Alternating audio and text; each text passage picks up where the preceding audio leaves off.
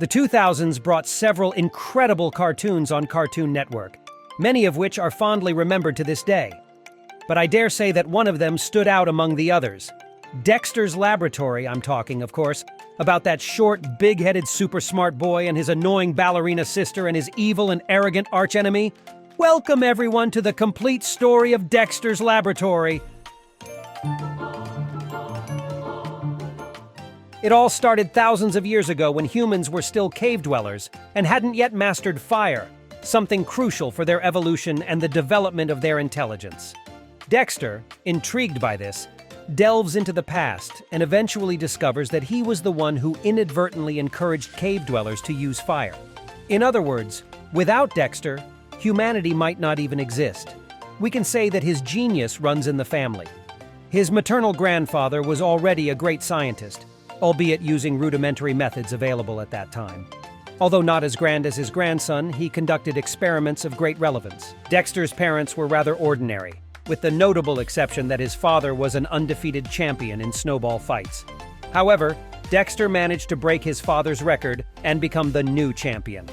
Their relationship can be described as somewhat contentious and old-fashioned. For instance, his mother presented him with dishwashing gloves at his prom. These gloves happened to be somewhat magical. Moreover, the main reason his father married his mother was her exceptional cooking skills. From this relationship, their first daughter was born, Dee Dee. Dee Dee was an extremely outgoing and cheerful girl, deeply loved by her parents. From a young age, she had imaginary friends who eventually formed a world of their own. Everything was fine until the arrival of Dexter. The second child of the couple, from the moment he was born, drew attention due to the size of his head. The doctors investigated and discovered that he was a genius boy. In fact, he spoke his first words on the same day he was born and already had nearsightedness, hence the infamous glasses. With his intelligent and snobbish demeanor, he arrives at his new home and meets his sister, who initially appears very happy to see him.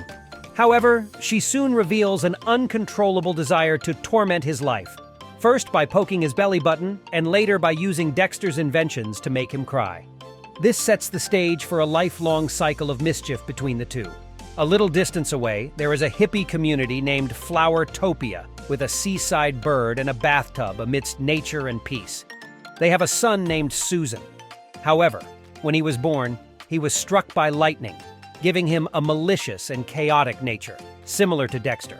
From a young age, he was extremely mischievous and became interested in science because he believed it would help him conquer the world. However, his progress was slow, and his nature was somewhat inhibited by the peace and love of his parents.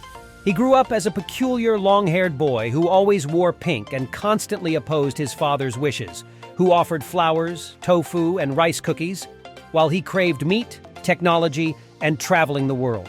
Eventually, he settled in a city, where he would cross paths with Dexter and create a great machine.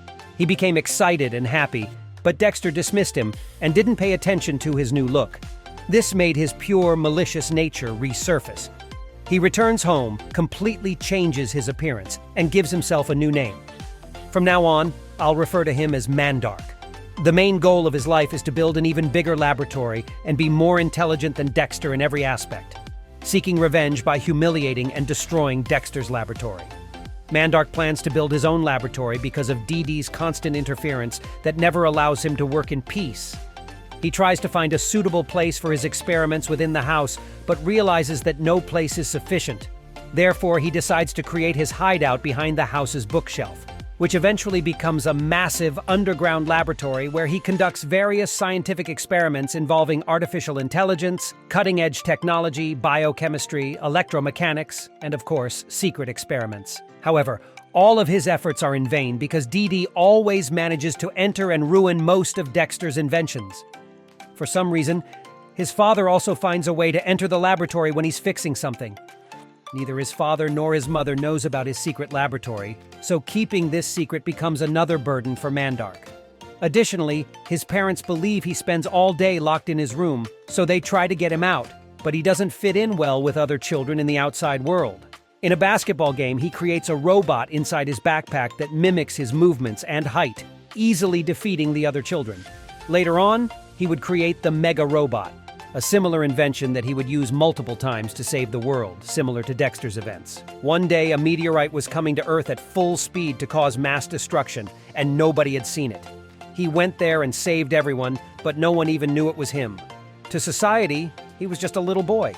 In school, he didn't have that secret either. Remember him sleeping there with the Powerpuff Girls? As expected, he was a straight-A student, accumulating numerous awards and always being the top of his class. That was until Mandark's arrival. After a long time, Mandark reunited with Dexter, becoming a new student in his classroom, a student as brilliant as Dexter, or even better. Everything Dexter did, Mandark could do with even more refined perfection. Even his laboratory was better than Dexter's, and unlike Dexter, he didn't need to hide the fact that he had a laboratory, surpassing Dexter in every aspect of his life. Mandark asked Dexter to quit science, close his laboratory, and come work for him as his assistant. Humiliated, Dexter apologized to his mentor, who was Albert Einstein himself, and ended up closing his laboratory. But then the tables turned completely. Mandark ended up falling in love with Dee Dee, and she became the perfect element to completely destroy Mandark's laboratory. This became his trump card. Every time Mandark came up with a plan, Dexter would send Dee Dee to his laboratory to destroy everything. To make matters worse, Mandark's parents ended up hiring Dee Dee as their babysitter.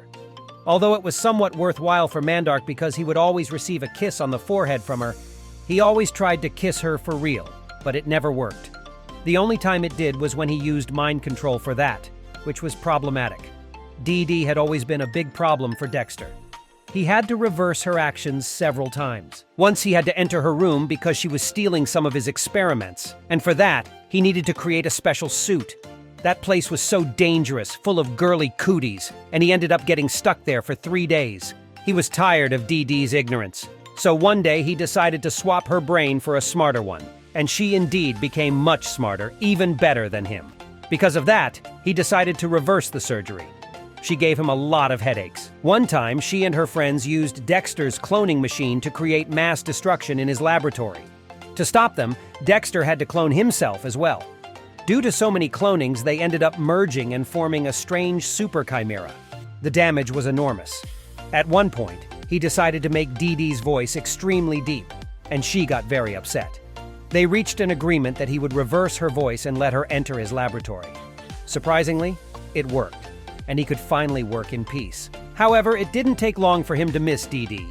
He had gotten so used to her antics that the laboratory felt boring without her. So, he tried to create a substitute for Dee Dee, but it didn't work out. She was too beautiful, and things started to get a bit strange. This mischievous little genius always liked older girls, as was the case with his nanny for whom he developed a crush. She was sad and said that men were trash, so Dexter conditioned her, which she found cute. As a joke, she said she wished he were 10 years older, and of course he made it happen. However, the result was an awkward teenager with acne, and this wasn't the only time he changed his age to get something he wanted. His parents didn't allow him to watch horror movies because he wasn't 18 years old, so he decided to use the aging machine and ended up becoming very old. As a consequence, he had back pain, memory problems, and ended up falling asleep in the middle of the movie. So it was worth it.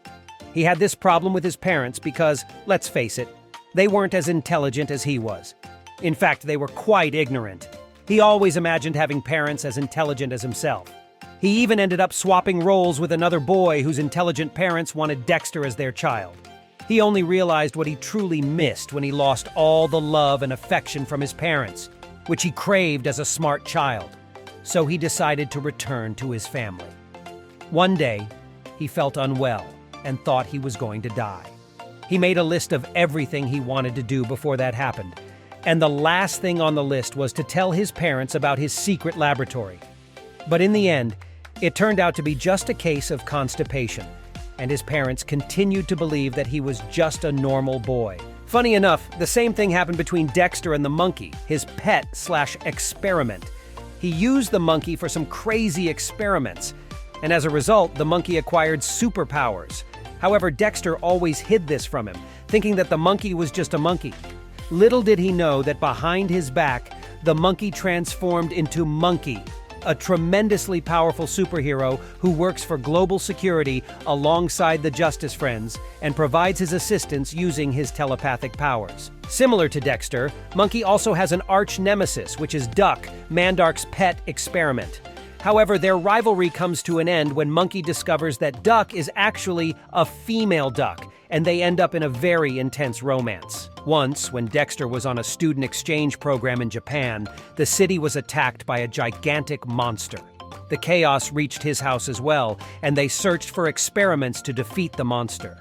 It was at this moment that his parents discovered his secret laboratory. However, they ended up helping Dexter save the day in true Toxin style by building a giant robot.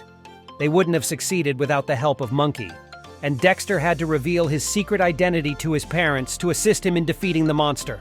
In the end, they saved the world, and nobody would remember anything afterward. In reality, it was all just a bluff because Dexter erased his parents' memories so that they wouldn't know that he has a secret laboratory. He also erased Dexter's memory so that he wouldn't know that he is actually a superhero. And well, his greatest rival has always been Mandark, but their disputes always ended in a kind of draw. Then, one day, Dexter decided to expand his underground laboratory significantly, and of course, Mandark decided to do the same. Unbeknownst to them, their laboratories ended up merging. Later, Dexter invited Mandark to his laboratory, and together, they created the machine that we see in the show's opening sequence, which is actually a neural controller capable of controlling the entire world. The most important invention in the future and the end of this cartoon. Because after all, Dexter was thinking about the evolution of humanity. To achieve that, he created the atomic neuro-stabilizer, an element capable of making all of humanity as intelligent as him. In this way, ignorance would cease to exist, and consequently, there would be no hatred or destruction. It would be a new era of peace. But of course, it wouldn't be easy because Mandark would thwart his plans. Mandark discovered that he could use the negative energy of this core to achieve the opposite effect, turning everyone in the world into ignorant and foolish individuals. In this way, he would be the only intelligent being and could rule the world. However, Dexter never allowed that to happen, even if it meant messing up the entire timeline. He traveled to the future and discovered that he and Mandark were hired by the world's largest company to create major projects and inventions. While Dexter had numerous groundbreaking ideas, Mandark had few and ended up stealing Dexter's ideas, gaining great success in the corporate environment and quickly rising through the ranks until becoming the highest authority, while demoting Dexter to a mere employee designing cubicles.